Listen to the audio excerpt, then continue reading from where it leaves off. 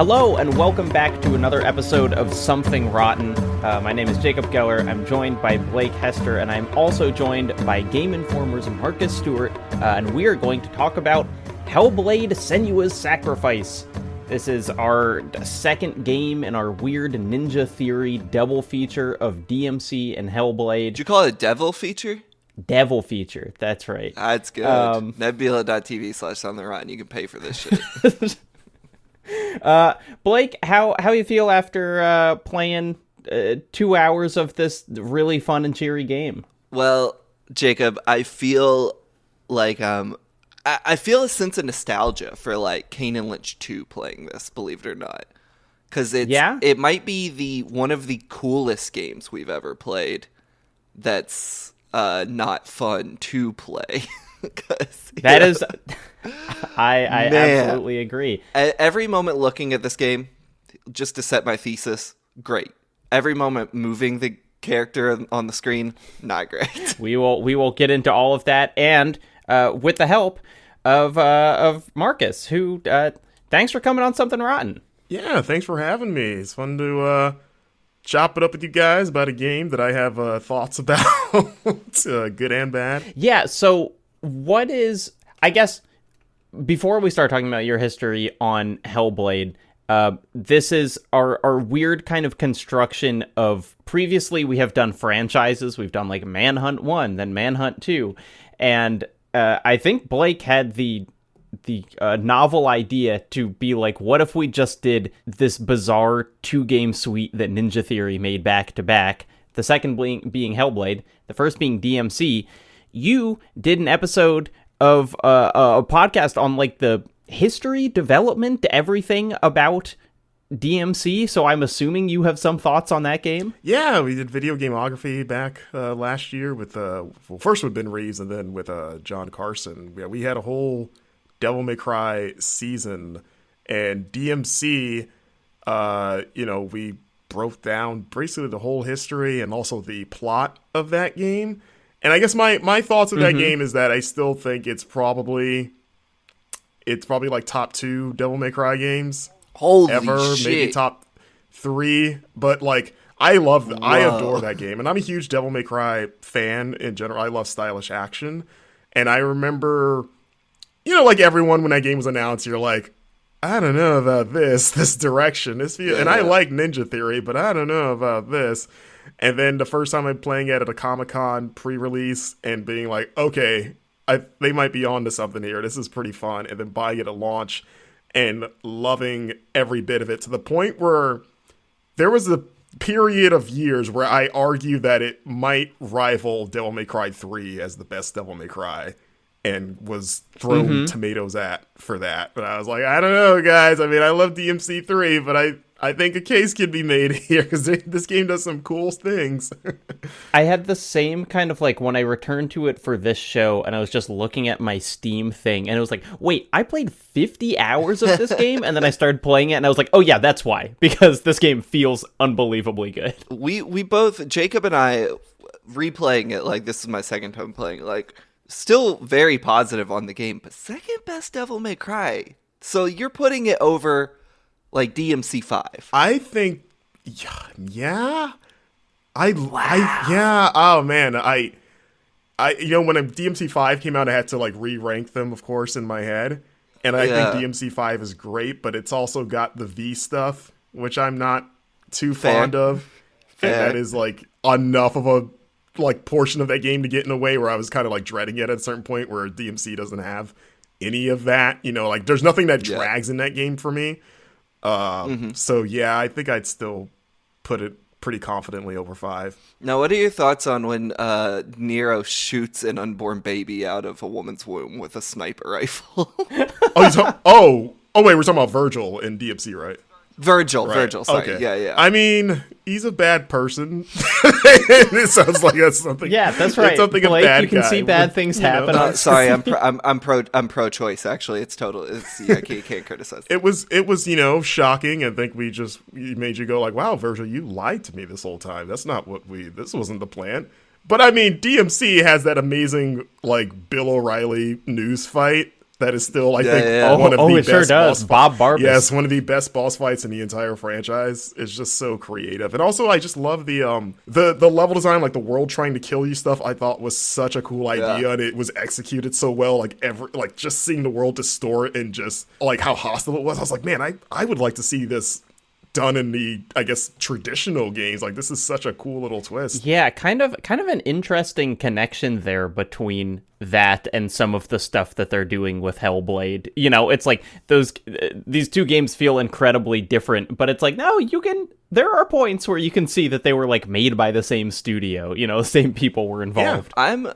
I'm ready to come out and say I think this version of video game Norse mythology, I think I actually like better than even like God of War, which like I think that world is really cool. But coming back into Hellblade, I was like, God, you know, Ninja Theory kind of masters at world design.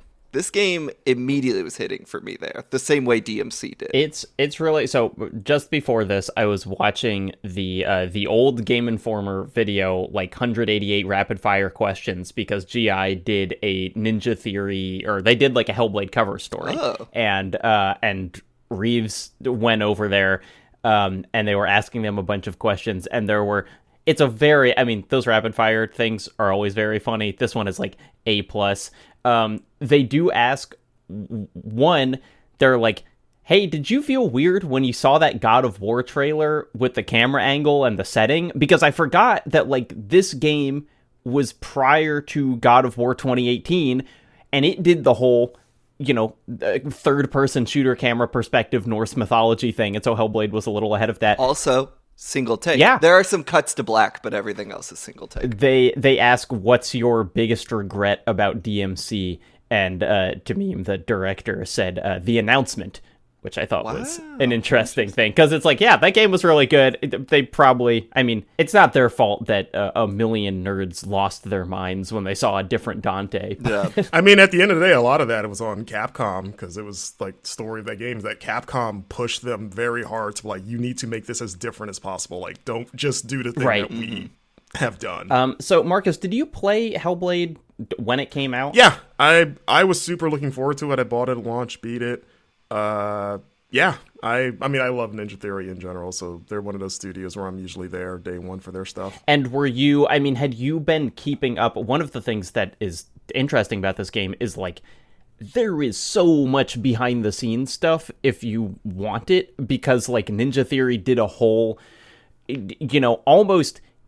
Blake and I talk about Psychosis on the show all the time. You know, like, there are hours and hours of behind-the-scenes Hellblade footage, which is slightly different because they were doing it pre-release as, you know, as kind of a marketing strategy. But, like, were you keeping up with all that? Were you kind of, like, familiar with everything that the game was going to be doing before it came out? I didn't watch, like, all of the stuff that they did. I know I've seen some of it, especially, like, the motion capture stuff. But I was following closely just from, like, an industry news thing of, like, okay, here's what they're doing for. I know I read GI stuff and, you know, hands-on and whatever. So I definitely checked into some stuff. And didn't they, in the game, isn't that all available there to watch? Like, when I booted it up to replay, I saw there's, like, on the main menu. They have a 25-minute special feature that is, like, specifically on mental health. You know, It's like, here's how but I don't think, because a lot of those dev diaries, like, one of the interesting things is they're like, here's what we're doing with combat, and then later they're like, we actually decided to go in a different direction with combat, which is kind of interesting to see. So it's all still totally, you know, available on their YouTube channel. Gotcha. But not all of it is in the game. Hey, Blake, if someone likes this show, what's the best way they could support it? Probably send us like $300,000 in cash. My PayPal is... Okay, I was going to say joining Nebula using our link with the early and bonus episodes and all, but you might have a point. Just drop that cash off at... PayPal.com/GameQuery. Beep, beep, beep, beep, beep, beep. Jacob, I've got huge news for you, and I've just learned this right now.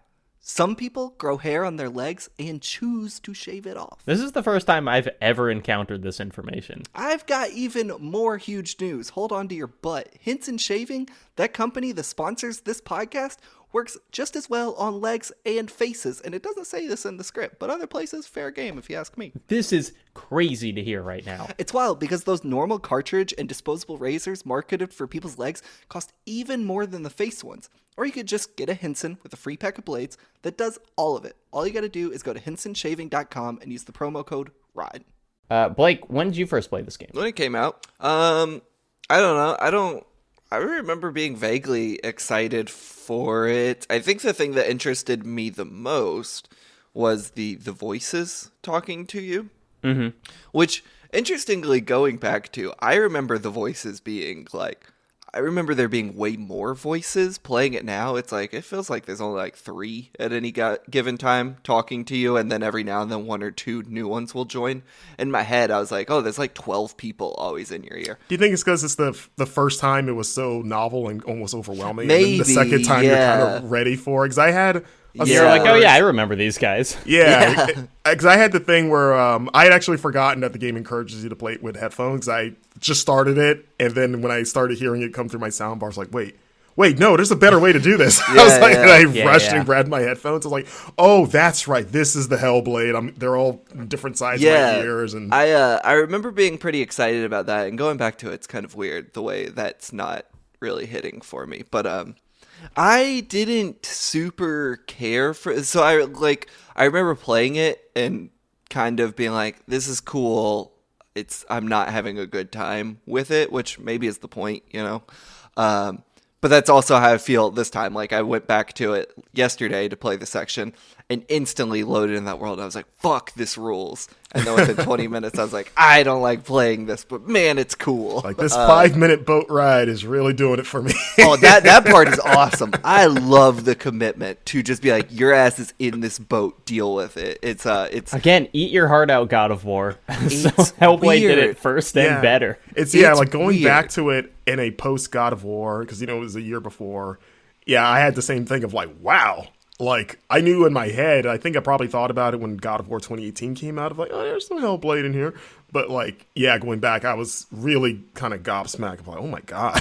Like, they really did do all this right before it. I totally forgot, too, that this game is in a single take. Which, like, God of War did not invent. There have been other games that have played around with that, like Dead Space 2 and some of the Batman stuff. But I mean, God of War, they just yelled about it the most.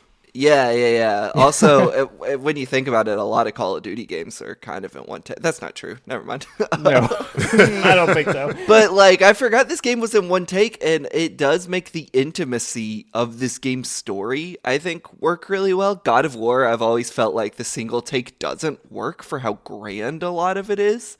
Like, it feels like that tight camera should cut occasionally in some of those bigger moments. And this, I think the single take is like really, really effective. And I totally forgot that was a part of this game. Yeah. So I first played this. I had the experience with this game. Both of y'all played it at release. I kind of had to like, I know this is important. I know I should play this. I'm never quite feeling like psyched up enough to, in that same way where it's like, oh, I should watch this like very important documentary on animal cruelty, but then I'm like, I'm never sitting down like, what do I want to watch tonight? This thing. You're like, what's the mood that I have to be in to watch this? Yes. So I was always just kind of a little nervous about it. And then I played it for the first time like at the beginning of last year, just because it was that January, no games were coming out. I was like, okay, I should do this.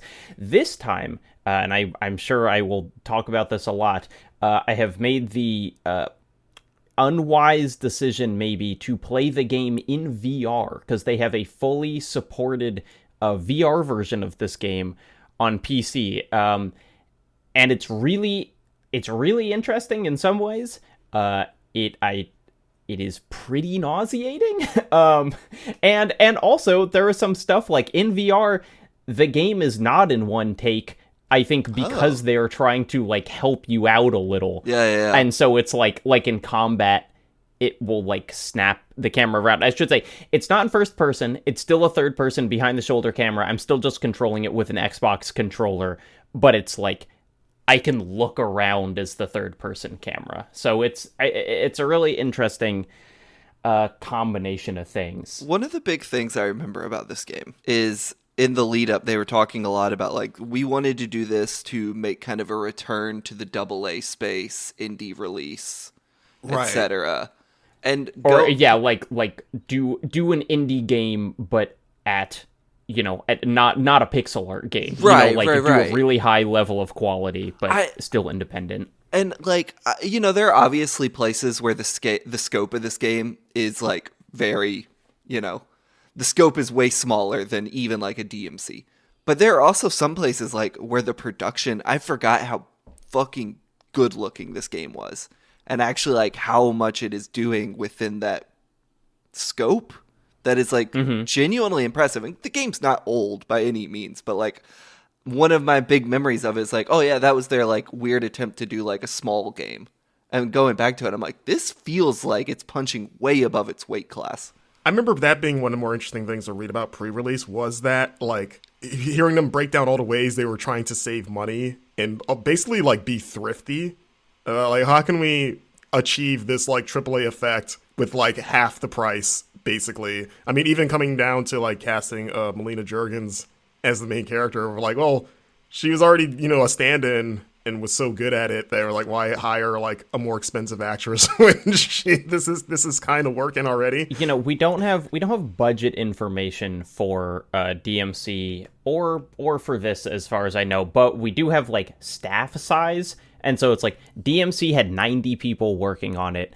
This game had 13. Wait, what was everyone else at Ninja Theory doing? Great question. I don't know. I mean, they have been, like, that studio does a lot of contract work. They worked on, like, Disney Infinity. They do other stuff. So I don't think that they laid off, 70 people. Maybe they were working on that. What was that co-op multiplayer game they did that's not around anymore?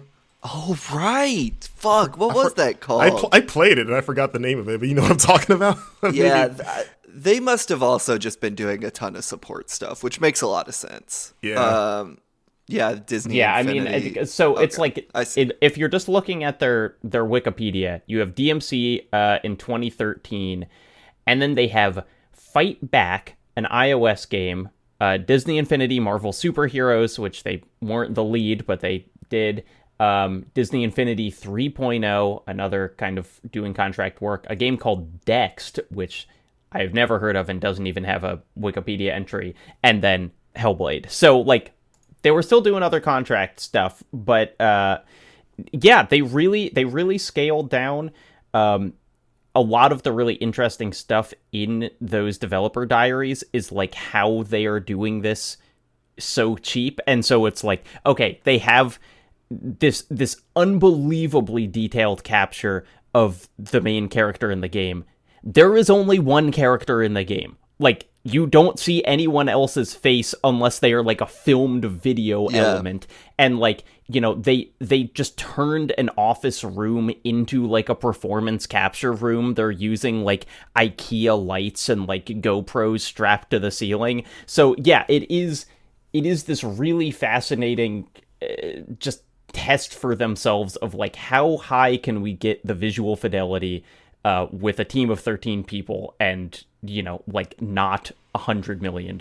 Yeah, Blake, did you play on Xbox by chance? No, I'm on PS5. Okay, that's where I played it too, because that's where I've played my original PS4 copy of it. Because I know Xbox, that version got the big update that added like 60 FPS, and I think they upped the resolution, and it never came to PlayStation because this was post the Microsoft acquisition. Yeah. And I actually tried to download that version, but for some reason it was having trouble downloading, like, asleep. So I would, like, download it and then turn it off and then come back, and it was like, it would, like, not have downloaded, which I was like, that's weird. So I don't know what was going on there. So then I just was like, I'll just download my PlayStation copy. But I was hoping to see, like, how much of a difference it makes. I turned on the 60 hertz mode. Yeah. That was in the original game, and that was like, it was like one of the first games to showcase 60 FPS when, like, the PS4 Pro had come out. Right. But it was, like, kind of half-baked because the resolution took a kind of a big hit, too. So I remember just turning it off and playing at 30 just because I wanted, because, the fidelity was so good in the game. It's like, I'll play at 30. Yeah, and it's like, even though there's combat, it's not like I gotta have my 60 FPS kind of game. It is interesting hearing you say that, Marcus. I didn't know there was that Xbox update, but because I was playing last night, PS4 on PS5 version, and there were moments where I was like, this is the best looking game ever made. Yeah, running on the beach at the end, I was like, this is real. Like, I'm just watching actual footage of a person. This is beautiful. Yeah, for sure. I mean, their facial capture, that's something that's always stood out to me about Ninja Theory, like in all their games, that their facial capture is insane. Like, I remember playing Heavenly Sword when I first got my PS3, and just being like, oh my God, that's just Andy Serkis. Like, this is the future. Look at this. And then you played the end of The Enslaved, and you were like, wait, that's really just Andy Serkis. They just filmed him with a camera. We talked about this a little bit on one of the Devil May Cry episodes, but it's definitely, comes back here again. And then I was catching up on some of the Project Mara stuff that Ninja Theory is supposedly working on. I forgot about that. It's like, I don't think it's ignored, but I do think people forget in the overall conversation about Ninja Theory, like, that they're kind of a secret tech powerhouse.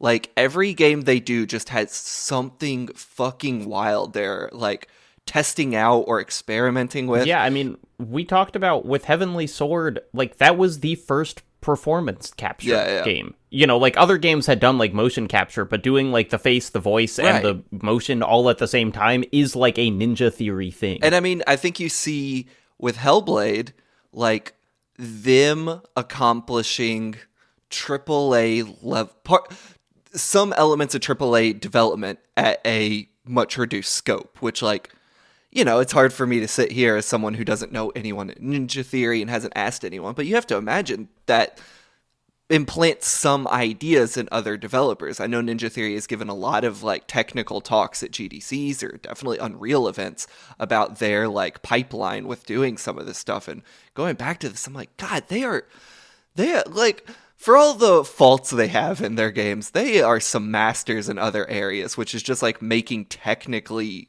impressive games. So I guess we should talk about like what this game is. 'Cause we've talked.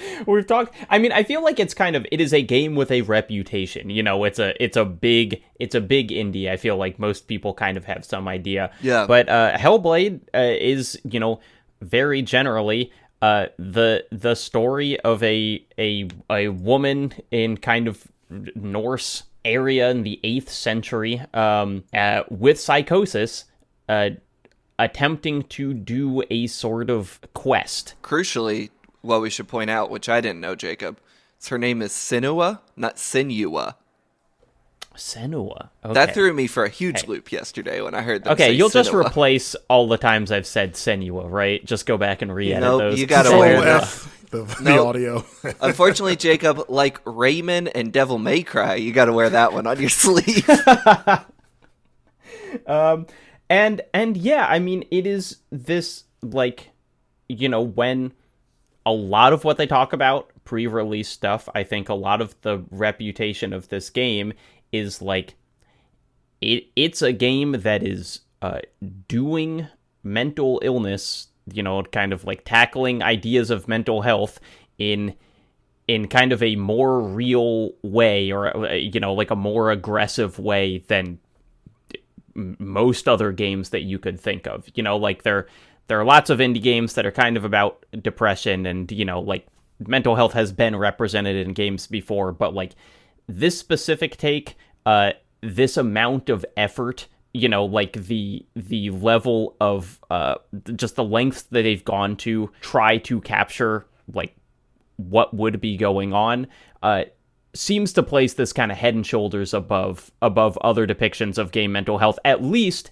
in effort. And we can kind of talk about like how, if we think it's working, if we think that it's effective. I think that will probably be a big talking point, is the effort versus the execution of some of this stuff, where, going back to it, I didn't feel like a lot of it was very effective, mainly around the voices. Like I ultimately think so. For people listening that may not have played it, a big part of Hellblade is, Senua has psychosis. She has effectively a lot of voices constantly speaking to her, and that is in the game. You are encouraged to wear headphones to try to mimic what that might feel like, having them talk to you.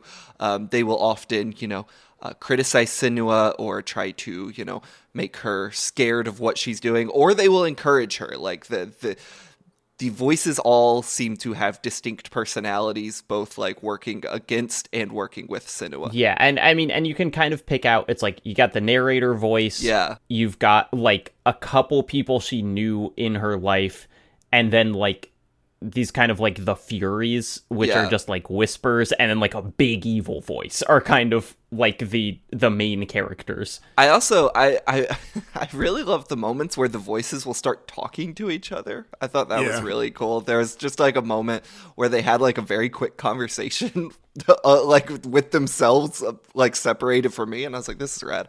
But one of the ways I think that actually falls short is it's very cool. It's a neat execution. It's an interesting idea.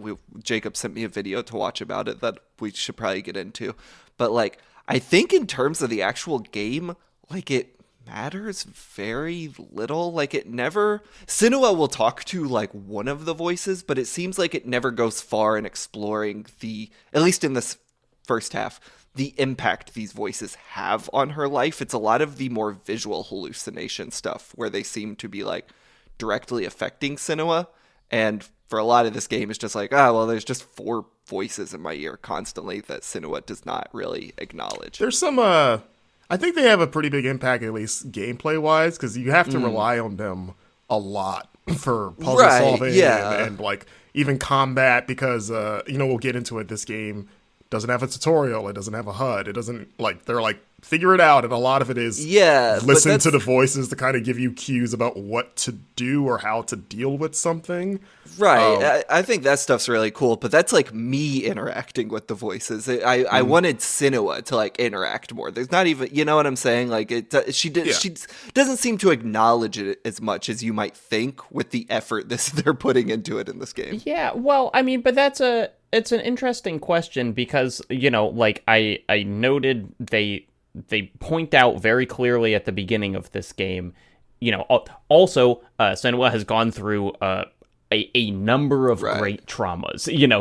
She is not simply a person who hears voices. She is also someone who, like, has had, the people that she loved killed, and, like, family members be abusive and whatever. And so in the beginning of the game, they say the trauma didn't cause the voices, but it made the voices change, which I think is, like, a very important note that they're hitting of, like, okay, she's not experiencing this exclusively as, like, she didn't start hearing voices because she experienced trauma, but she was living with this before, and now it's, like, harder to deal with because of these horrible things that have happened to her. And so I do think that it might be a little disingenuous to have her, if she has been hearing these her whole life.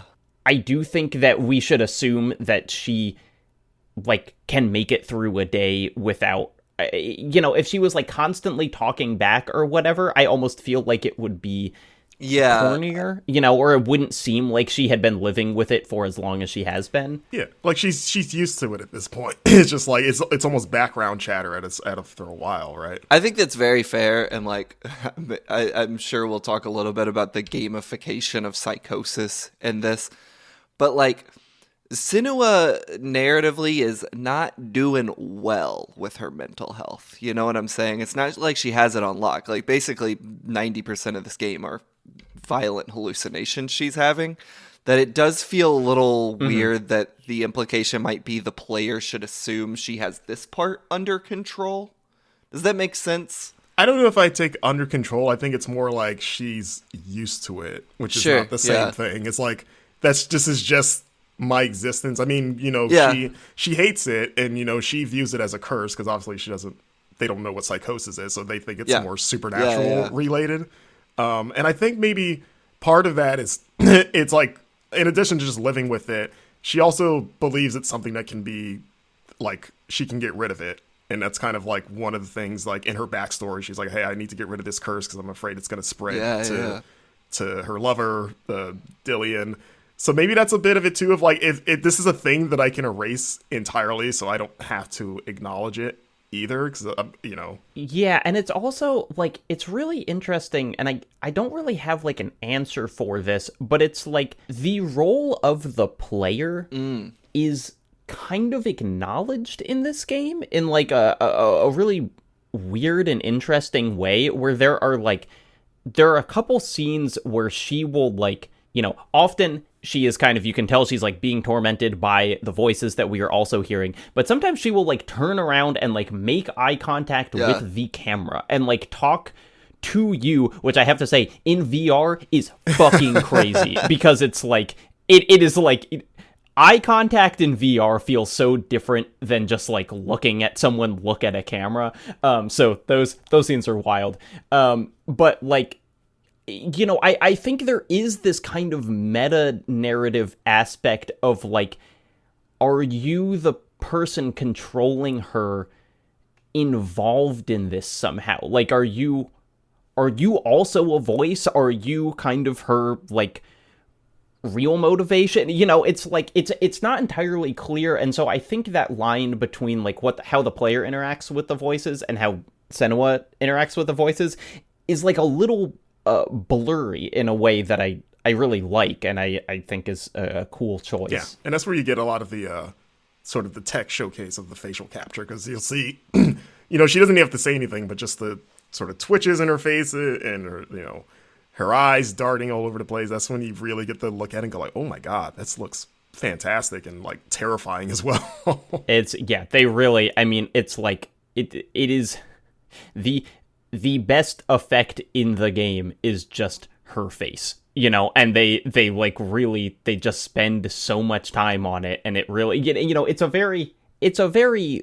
loud performance a lot of times, you know, like if you're watching behind the scenes, there are a lot of videos of the lead actress just kind of screaming in this, like, really trying way, but they do also, you know, give her a lot of subtle moments of just, like, little eye and mouth movements. It's worth also noting that Melina Jurgens is not a trained actress. Like, she works at the studio. What was her job before? She was a video editor. Yeah. Yeah, she was the video editor. She did, like, the trailers for DMC. Like that. She did the thing that Ninja Theory regrets, that reveal trailer.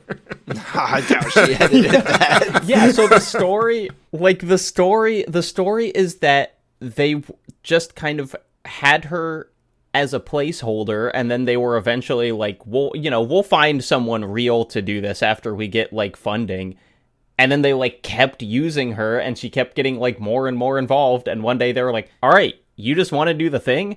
And reportedly, she was like, I don't like acting. All those twitches of fear were just her being like, I can't believe I have to do this. Yeah, it wasn't like she was a video editor who secretly wanted to be an actress. She's like, I am incredibly uncomfortable doing this. Like, I don't like other people watching me act, but, like, you know, she got the juice. And what a wild story, too, because, like, I think there are certainly plenty of moments in this game you can tell she's not a professional actress. She's doing her best, and there's some truly great moments. But all that aside, what a way to go from, like, I'm a video editor to I'm going to play one of the more traumatic roles in big budget video games. The main character is like not even like, oh, I'm an NPC or whatever. They just needed a stand. It's like, no, you're the protagonist. You're going to be on screen every second of this game. Doing this game as a Something Rotten game, part of me was like, I don't think that's a rotten game.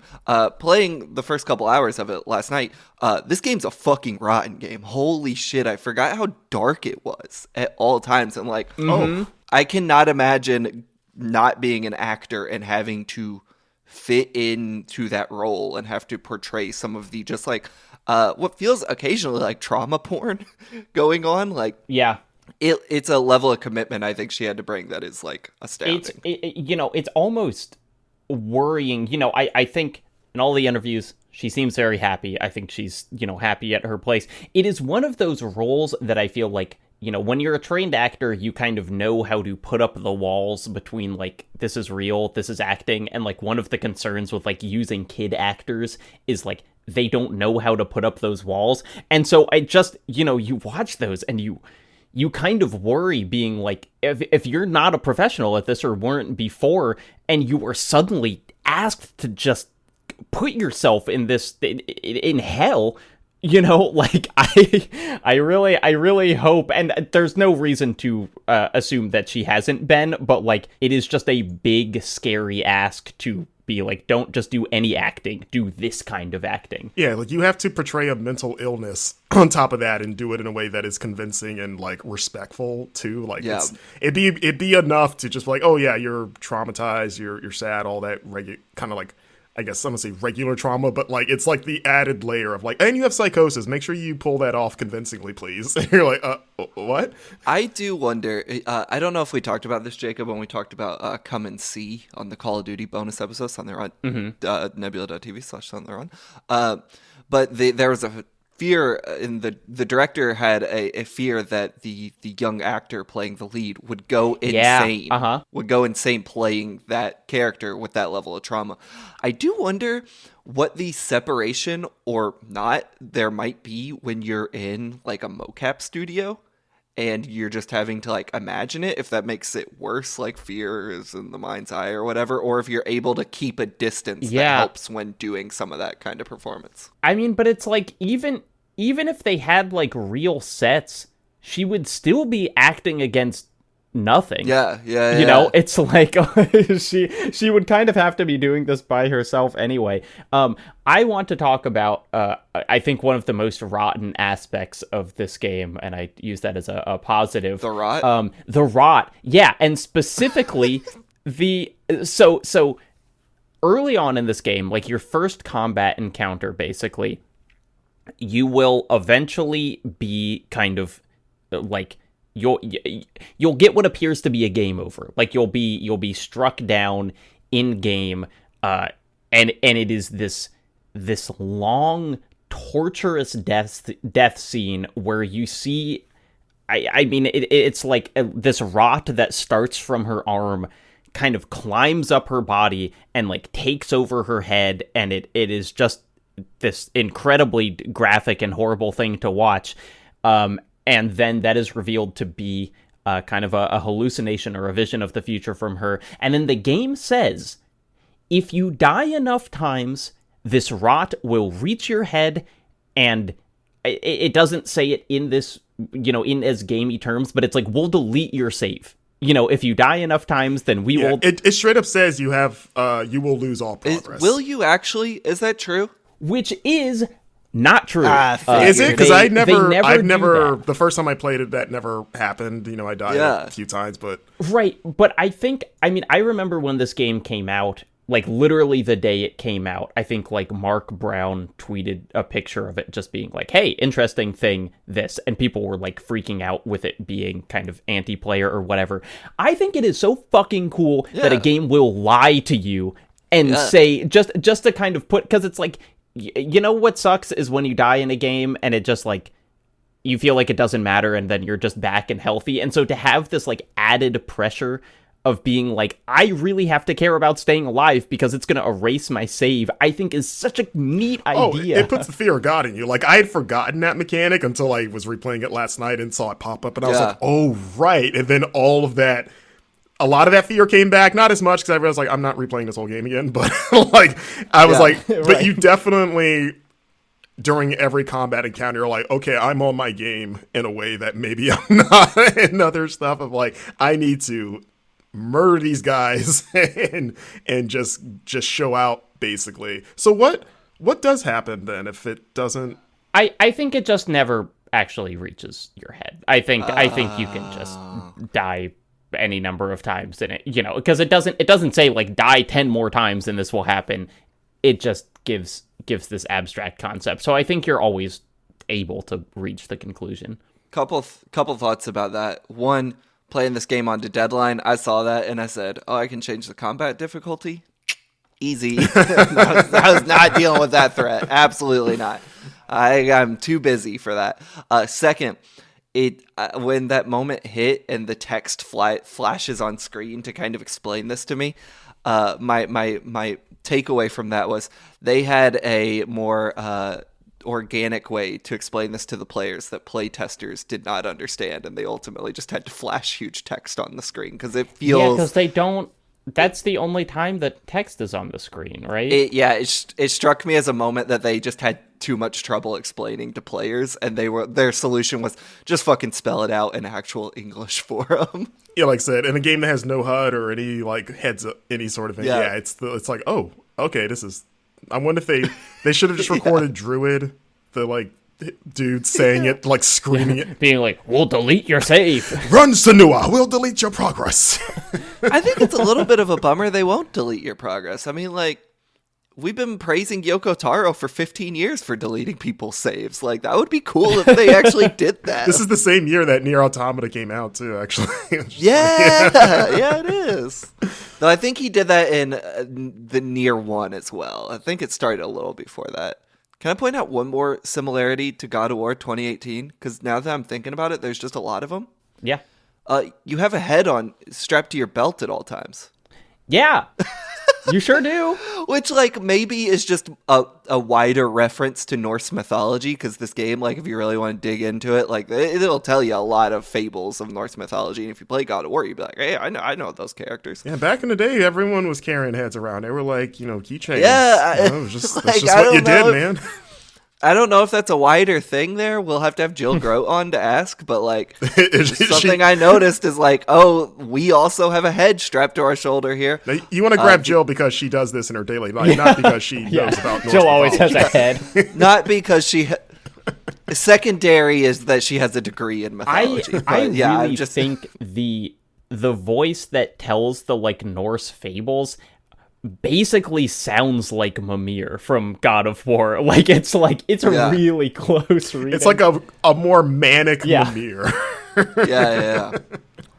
The head on your belt, dear listener, we'll break this one down for you 42 minutes in, is the head of your fiance. You did not, I don't know if they called him fiance then. They say lover. Yeah. Well, they never did get married because one of the voices told me that.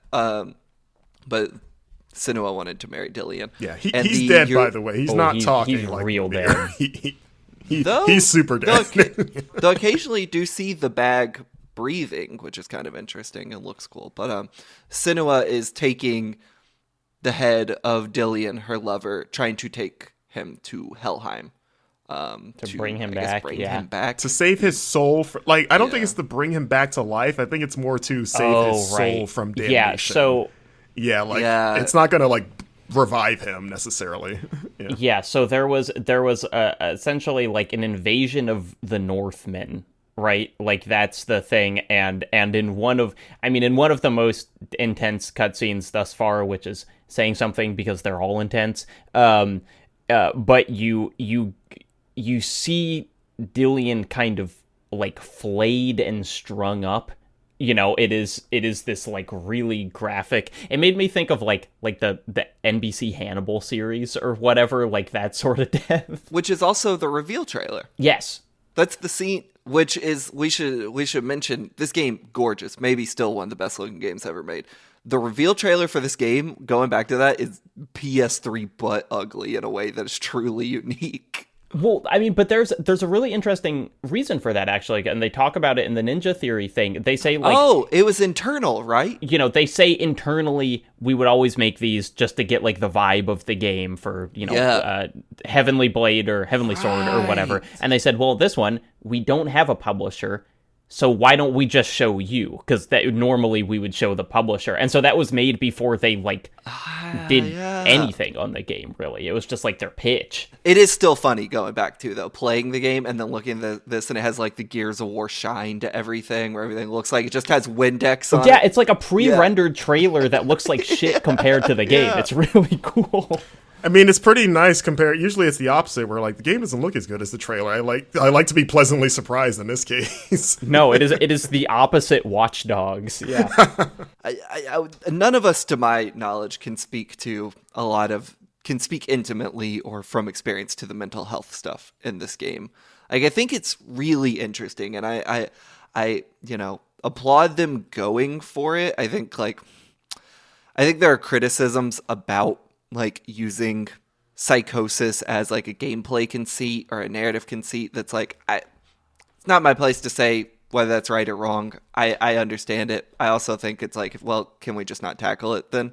But all that is to say, I really like the swings for the fences in this.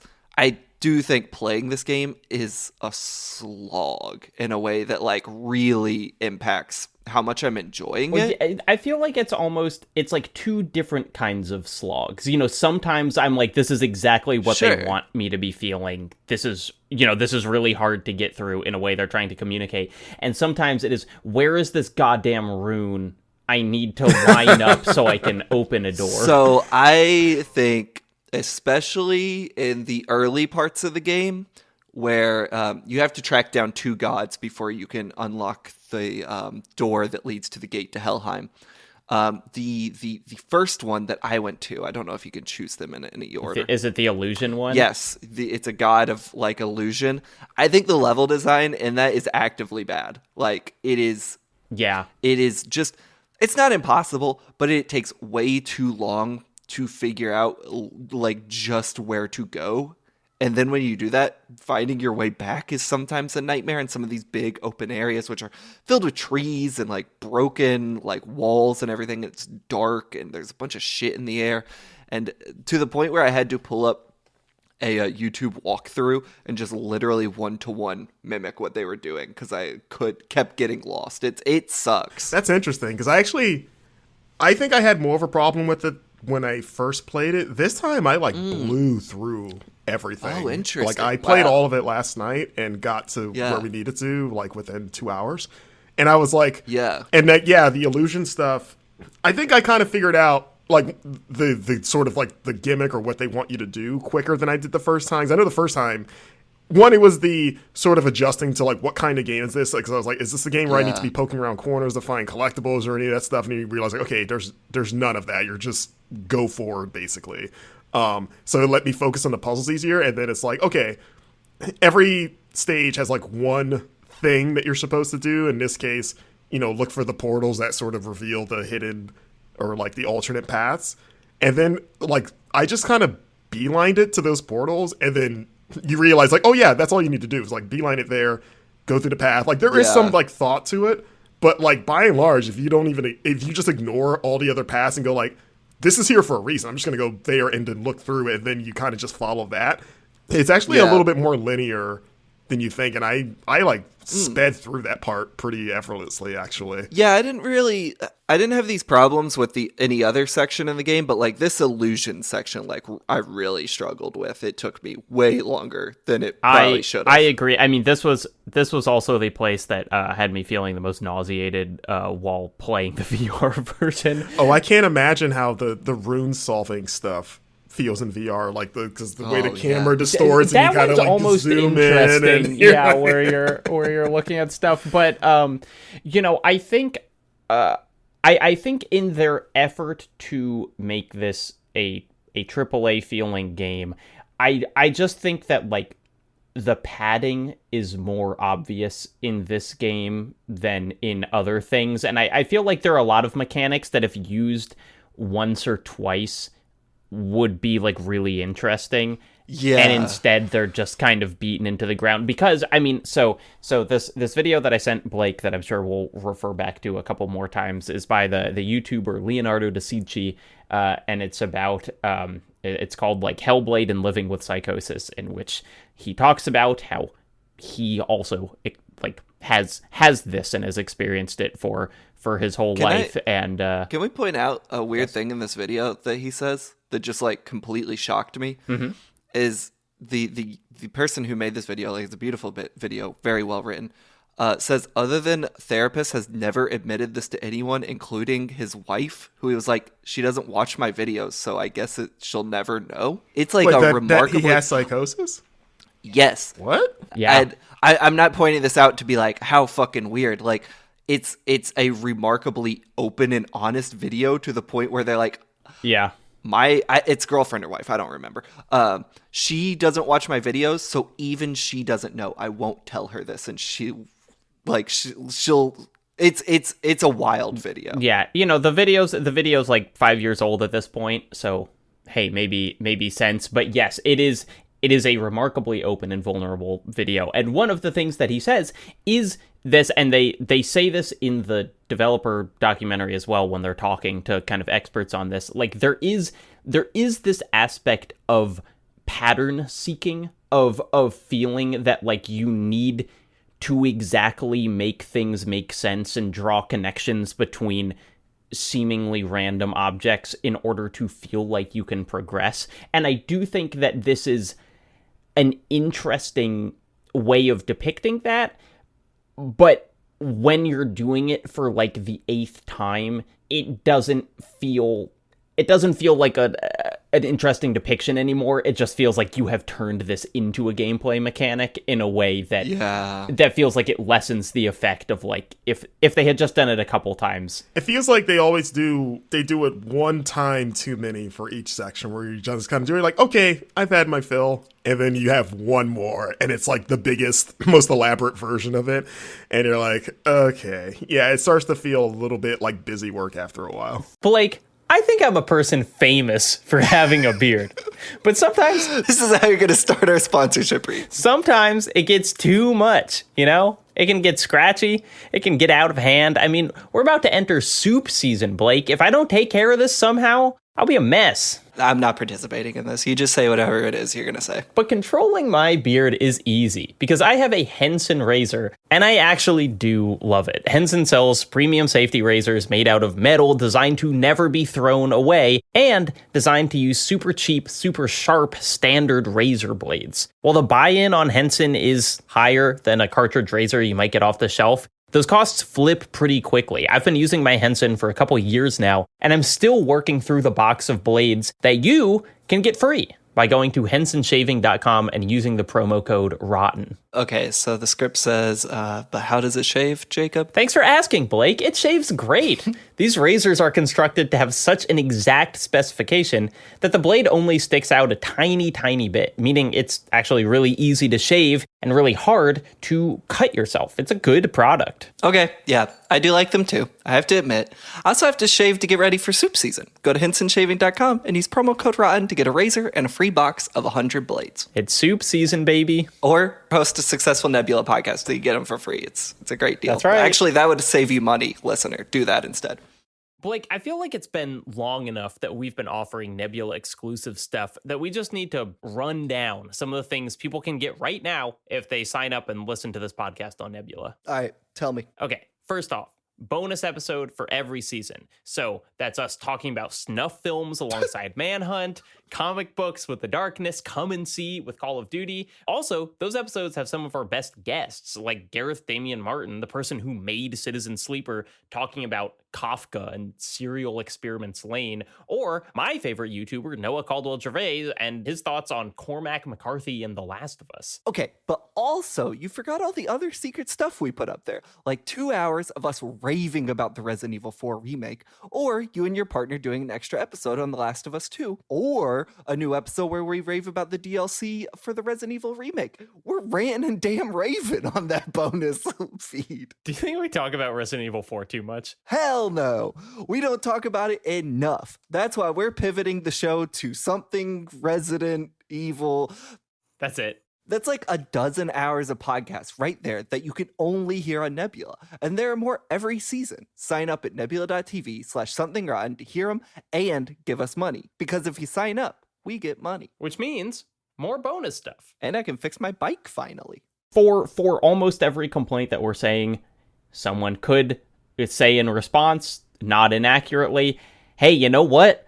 Living with psychosis ain't a fucking walk in the park, Like, you don't get to do only the amount of puzzles that you want to. And so I acknowledge that, but, as players playing it... Did you guys feel, maybe back when the game launched, did you guys feel surprised or maybe even slighted at all at how much puzzle solving and walking around? Because I feel like this game, when it came out, people were expecting more of like a straightforward action game, because that's what Ninja Theory was known for, especially coming off of Devil May Cry. It's called Hellblade. And I think a lot of the trailers even showed more of the combat and story stuff and not necessarily the moment. Like, you're going to be walking around down largely linear paths for long periods, and doing these weird sort of like perspective puzzles, and then you fight, you get an arena every now and then. But I remember kind of expecting that when I played it, but also still being a little like, oh wow, there's not as much combat as I thought there was. And then the combat that is there, we can talk about it, I guess, in a bit, but like it's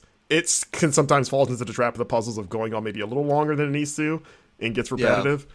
But yeah, did you guys want more action, I guess is the question I'm asking, or were you surprised that there wasn't as much of it? I think I vaguely do remember being surprised. I don't think I ever really cared, Like, I don't know, a lot of times when I'm playing a game, whether I'm liking it or not, like, I'm just like, hey, this is what it is, and I'll just accept it, and I'll have my thoughts here or there. But, like, no, I think, like, I more was just kind of like open to the idea of whatever they were throwing at me, just like going along for the ride. I don't necessarily think it's balanced very well in terms of like there are too many of those like seek and find puzzles out there, and the combat is not super good. But it's like I don't think I wanted or even felt like it should have been more of a hack and slash type game. Does that make sense? No, I mean, I assumed that it was going to be more of a walking simulator. I thought there were going to be a lot more sections where you were just kind of pushing the stick forward while narrative happened. Whereas there are some sections like that, but like the puzzles are more video gamey puzzles than I expected. I mean, we were talking about Edith Finch before this podcast started, which has mechanics, but is primarily a game where you push forward and things happen, and I kind of thought it would be more similar to that. I think maybe this game would be a bit better if it was more of a walking simulator, because all the moments where it's just like, hey, you're at point A, go to point B, and we're just going to talk to you for 5 minutes are all the stronger parts of the game, honestly. I will say that I did enjoy the combat more this time than I did last time. I remember thinking the combat was like fine last time. And I was acting, I think it's something about like, because it's got a big focus on parrying, it's very intimate, like, we keep making a God of War 2018 comparisons, but it is, it's even tighter than that in terms of the number of enemies they throw at you. But I think having played so many other games that focus on parrying, especially like in a post Sekiro world, like kind of going back to it, like, oh, I think I have like a bigger appreciation for like, I just like having dudes come at me and then just hitting a button at the right time, because that parrying in a game feels satisfying. And there's like, I think the combat's like weakest traits is that I don't think the enemy variety is super great, and you're kind of fighting the same dudes with the same strategies over, and they drag on longer than they need to sometimes. Yeah, absolutely. But like, I thought the boss fights were super fun. Like, I thought the bird guy was like actively really good.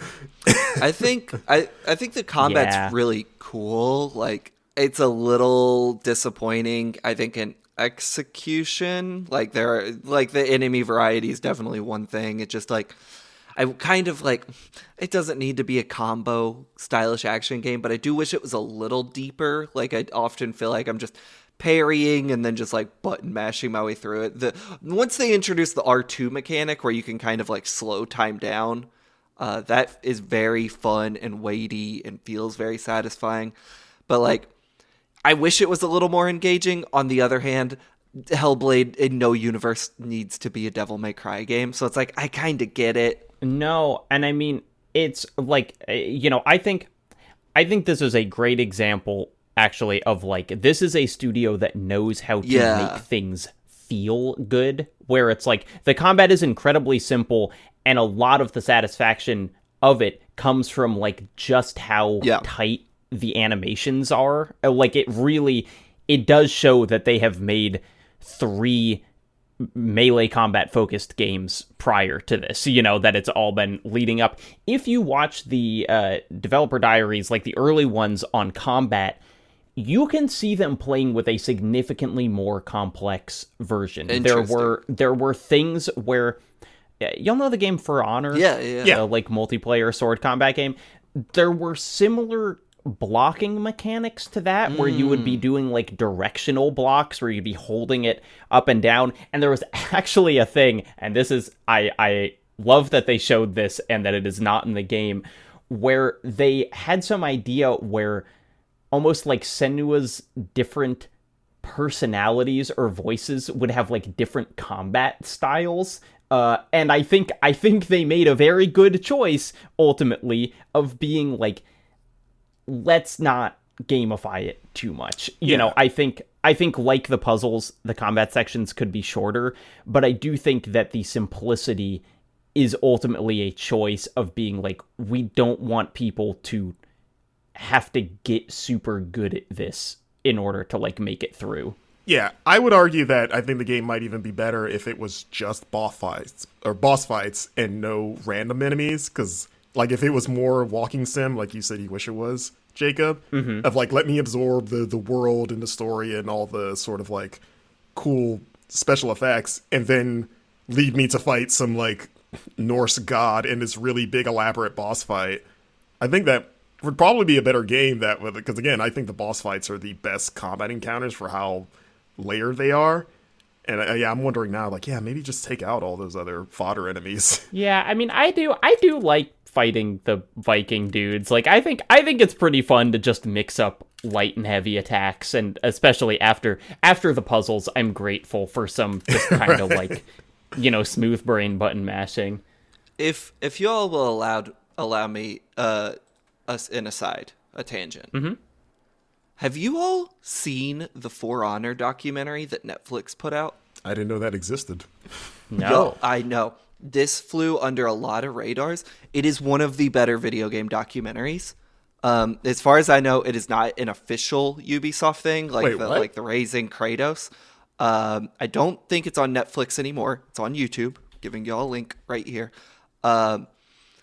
There's some criticisms I've seen of it that it focuses too much on the higher ups on the development team, which is totally fine. So wait, it's not an official Ubisoft production, but they got to talk to the team? Yeah. It's yeah. 100%. I believe it is not an official Ubisoft thing. You know, fact check me on because they would have had to sign off on this. It wasn't like an in-house production. Yeah, I gotcha. Like I don't know too much about the production. I don't think I'm going to say it doesn't seem like Ubisoft has any editorial insight, because this thing is remarkably candid into just how like bad this goes for the game's director or producer, or one of them, like, who I think is literally fired or like leaves the team. Like, it is one of the better video game documentaries that is like criminally underseen. It was directed by Jean-Simon Chartier. I don't think it's on Netflix anymore, but it's on YouTube. You can watch it for free. And it is like, I haven't seen it in many years. Maybe if I revisit it, I wouldn't think it's as strong. But I remember watching it when it came out and being like, this is like, you know, at the time, almost as good as Double Fine Adventure, if not a little better, for all the drama they show that DFA didn't show, the Psych Odyssey does show. But like, highly recommend. Oh my God. I've never played that game, but that documentary rules. Anyway, apologies. Just wanted to call that out. Hey, that's fine.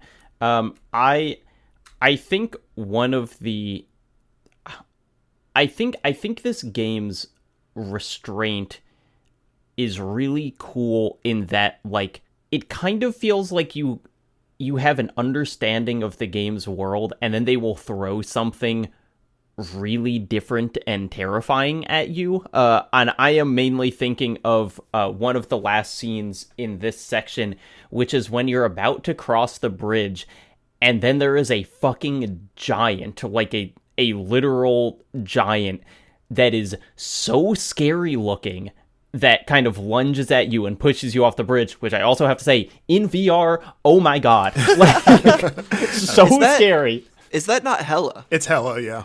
Okay, so that is the god of the underworld you're trying to talk to. Yeah. Who is in the sequel's gameplay trailer?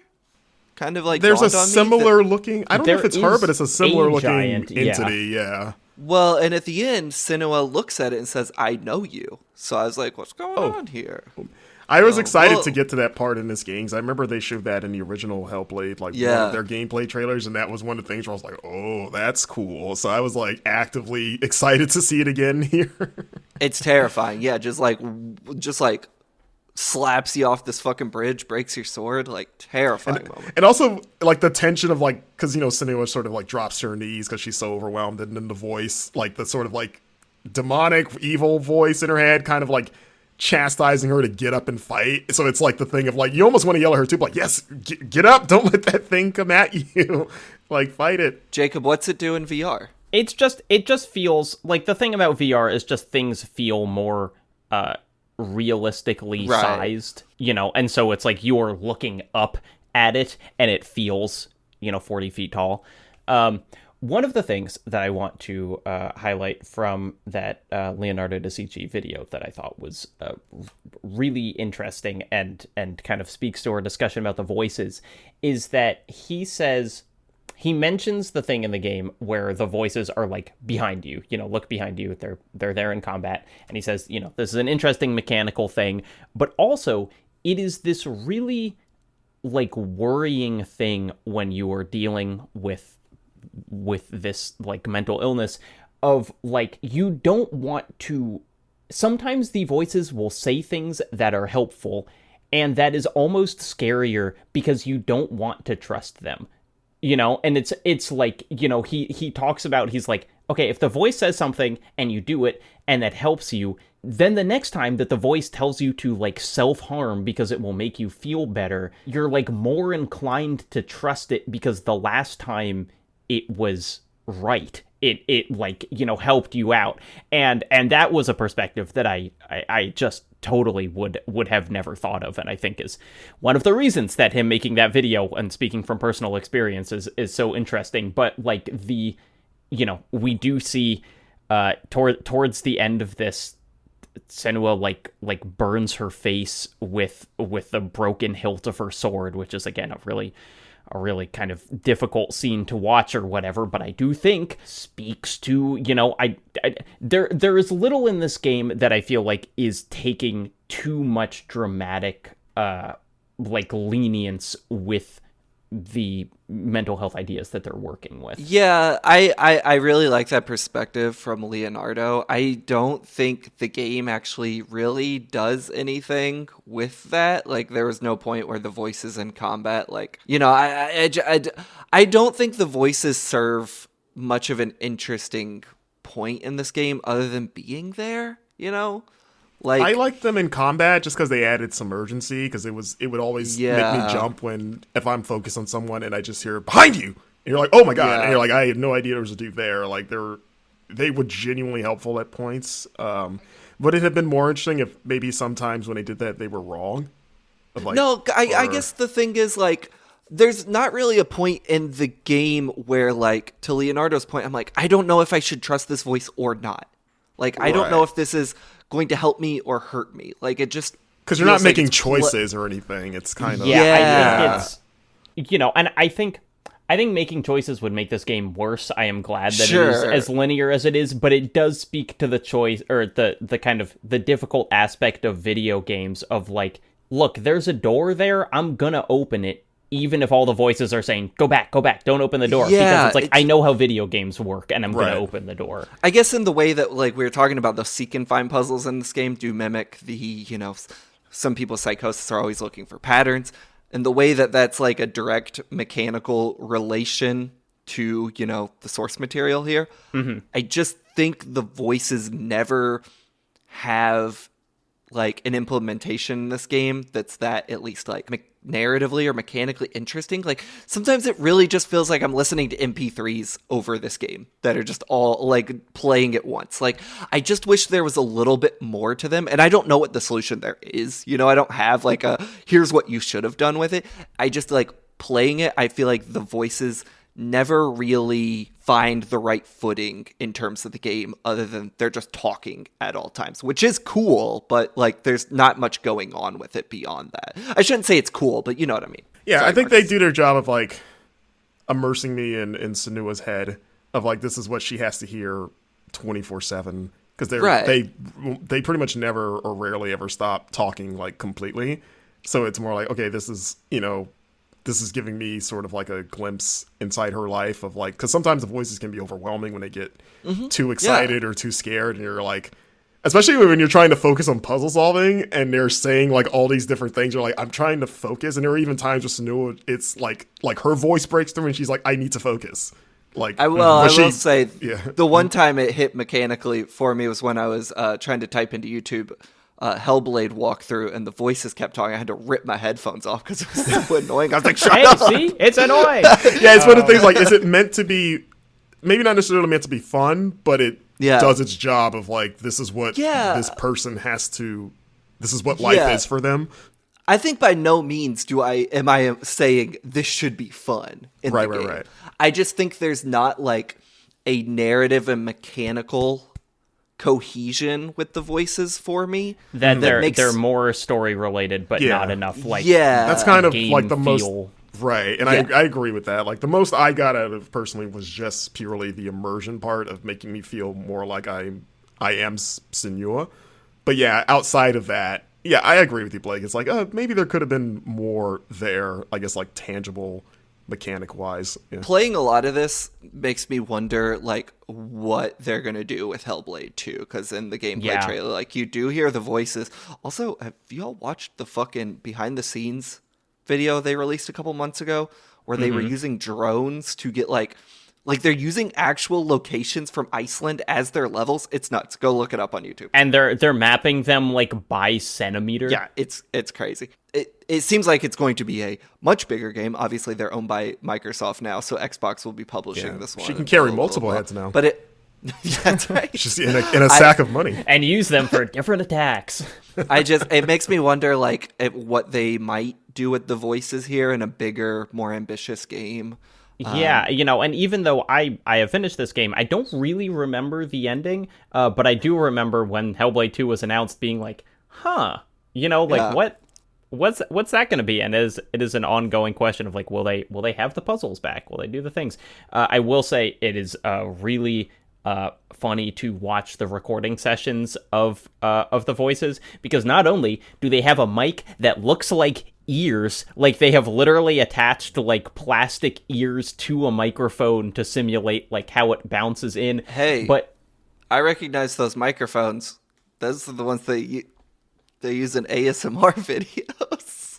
I recognize that immediately. I mean, those voices are very... You're expert. I don't listen to ASMR, but, I'm just a child of the internet enough to recognize freaky shit like that. I mean, I should call it freaky. I do listen to ASMR, and I did notice that more, because I didn't listen to ASMR at the time this game came out, but this time you're like, there's got to be an ASMR Hellblade video where it's just the voices. Oh, there are. Yeah. If you search Hellblade, like, before I had been doing all my searches for it, if you just start typing in Hellblade, like, the first thing is ASMR video. I'm like, who would want that? I was like, this sounds kind of weird, and also, like, is that disrespectful? I don't know, like, someone's like, I'd turn their psychosis voices into my sleepy time. I mean, it's always been, I've never understood how horny or not ASMR is, and so it's a tough question. I mean, it's not horny, but it can be. It can be. It's not inherently horny.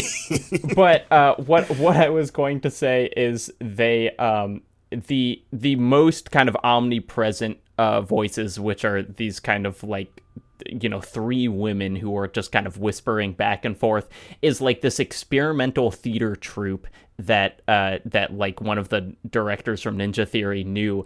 And if you watch them, it's just these three women who are, like, running in circles around the ear-shaped microphone and talking. Like, it's this really kind of theatrical performance. I think it's Mark Cerny the musical. Yeah, that's right. Hellblade 2, they're gonna measure the shape of your ear. The game uses binaural audio, we should say. So It's like, I guess with the right headphones, it can really be like this 3D soundscape of voices. I remembered, though, there being, like, there are male voices that talk to you, but they're more like specific story moments, Yeah. I remembered there being, like, 5 voices that always talk to you. I don't know if 2 more show up later and join the women as just, like, the chorus always in your ear, but I specifically remember playing that game and there being, like, 2 men that would also talk to you. And I wonder if I'm just conflating that 2 male voices that are, like, more story specific. Yeah, the only male voices are, like, I mean, there's Druid, who is, like, was an actual person, and it's just her reliving memories of what things that he told her. And then there's I guess the only, like, internal male voice is the, like, really harsh, scary voice. Kind of like, I guess, the darkest part of her personality or her condition. Yeah, and I guess there's also Well, is the lore one just Druth? Druth. Yeah, like the other guy voice. Yeah, The he's one, the the lore one one. when you like focus on the. Yeah, that's truth. Yeah, well, I think overall with the voices and everything in this game, like, did you guys ever, or do you guys still believe that the entire game is in Senua's head, more or less? Or if there is supernatural things going on? Because I used to go back and forth about that for a long time when the game first launched, and then eventually I kind of settled on what, well, maybe it can be, why can't it be both? Maybe there are actual freaky things going on. Yeah, I don't think it's, I mean, I think she's moving through physical space, like I don't think she's like in a coma, but I do think that but I do think that like her seeing Hela is a vision of some sort. But I also I like that it's I like that it's left up to question, and like the incredible setting of that like giant bird thing made out of wood that you're like walking to through most of the game is like, is that real? Because if that's real, like why can't gods be real? Like that's as wild looking as any of the like supernatural shit she's seeing. Which I think is a reference to the giant bird that watches over Helheim, which you'll remember from the God of War games. Yeah, the coolest and thing in God of War 2018 is that big bird in the distance. And God of War 2 also has that big bird protecting the fates that you like fly up to. Yeah. God of War Ragnarok, good game. Good game. You ready to wrap it up, Jacob? Yeah, I mean, we got another half of this game to play. We'll decide if it gets better or worse, the same. Marcus, since you will not be on the second, one, thank you so much for coming on. I really, really appreciated your insight. Is there anything, I mean, I guess, what do you think about Hellblade 2 in terms of kind of like with your thoughts on this game? Do you think, did Hellblade just nail it? Do you want the sequel to be kind of similar, different, like with the future of this franchise, and I'm saying that in quotes, like what do you think they should be doing with it? It's so weird because Hellblade 1, it's such a specific kind of thing that they were going for, to where even its faults almost feel intentional. And it's a game that I always told people were like, I have some problems with the game, but it's a game I'm ultimately like, I'm glad I played it and I'm glad it exists. Yeah. Because it takes some wild swings. In that sense, with the sequel, it's weird where I'm excited just from like Ninja Theory and I like that first game enough where I kind of want to see what they make. I don't know what you do, and in a way that's what makes Hellblade 2 so exciting. Because it's like, I don't think they do the same sort of structure. It's almost a part of me of like, maybe it'll be a little bit more traditional video gamey. Is that good? I don't know, but I feel like because all the trailers have been so dark and in almost a way that maybe it's just me in my mind suggests maybe more action that. Yeah, but we know what the trailers for this one looked like, so they could be pulling a similar move. Yeah, I mean, maybe it also be maybe in response to this game, some people have been like, we wanted more action. Like, coming on your side, like, okay, we'll give you more action. Like, I don't know. There's a part of me that feels like they're going to acquiesce on that a bit. I don't know. That game is such an anomaly for so many reasons. It's like, I don't think Hellblade needs a sequel, but I don't think I'm not saying no to one if they decide to do it, if they have a story to tell. We are Ninja Theory fans, so I am like excited to see what they're doing. I've gone back and rewatched the 3 trailers they've released for Hellblade 2, and the third one is like 10 seconds long, a tech demo basically. I'm so excited. Y'all should go back and rewatch those because they are fucking wild. God, when was the last time they showed that game? It was like almost 2 years ago now. I mean, it was, recently they had just like a metahuman thing where they were like, here's a face, it looks good. And so they're like, it still is being made. But yeah, they haven't like a proper trailer since that like Game Awards 1 years ago. Yeah, so yeah, I'm pumped for it. I'm prepared to be surprised. I think that game, I think even though I think it's going to be maybe closer to a quote unquote regular action game, I also think the swings that they do take are going to be wilder than the first game. That's just a gut feeling. Yeah. You know? Marcus, is there anything else that you want to plug, direct people towards? I mean, we talked about that DMC video gameology episode, but like in general, where can we find you? Well, you know, I work at Game Informer with Blake here, so check us out at GameInformer.com. All our stuff. Got a Super Replay I'm involved with right now on our YouTube, playing Banjo-Kazooie Nuts and Bolts with Kyle Hilliard. Kind of can't imagine why you picked that game. What could be the connection? Well, you know, it's for the people. It's like Tears of the Kingdom at home. You know, it's like we don't need Zelda. We got it right here. I've never played that game, so hearing the comparison between the two games, I kind of want to see for myself. So it's been a good time. The game holds up, turns out. So check that out on our YouTube channel and on our website. And yeah, you can follow me on Twitter personally at MarcusStewart7. Hell yeah. Well, until next Blade, I'm Jacob. I've been talking to Blake Hester and Marcus Stewart. We're going to play the rest of Hellblade next episode, so get ready. Blake, how should we go out on this one? Hellblaze it. Jesus Christ. Bye!